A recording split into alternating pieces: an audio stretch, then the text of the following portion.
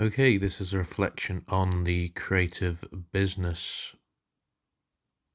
workshop. In this one, Dr. Ria Munshi came and talked about how she turned her passion of performance into a business. The thing I want to focus in on from this one is she spoke about making work accessible to access different markets. So what she did was write for children, and that meant she was able to create a children's theatre company, which opened up that market to her. This got me thinking about my own sort of work. So far, the things I've written have been for a sort of around about 16 plus sort of audience.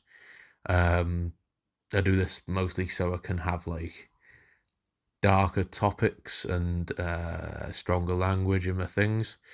But obviously, if I were to expand upon that and sort of cut out those sort of topics, and it could be suitable for different markets. An example of someone who has sort of mastered fitting into different markets is David Walliams, who went from the very sort of extremely strong adult centered world of Little Britain and Come Fly With Me, and now he's renowned as a children's author, so much so that he sort of rebranded his image that if you were to see a book by David Walliams on a shelf, you'd assume that it was a kid's book, whereas if it was just the guy who did Little Britain, you'd assume it was for adults. So that's how much that has changed.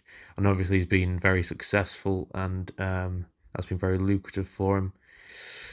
So looking to sort of expand markets that I can put myself into, that's obviously a good idea for me, because it's an opportunity to make more money and thus increase my chances of being able to work as a writer full time, because obviously it is a business at the end of the day, and being able to sell to as many customers as you can.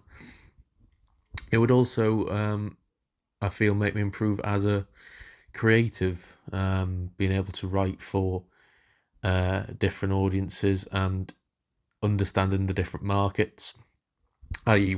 what does a children's program want, what does a show for young teenagers want, what does a show for a market of 50 plus, what they want. So yeah, I think that would be beneficial for me and my work.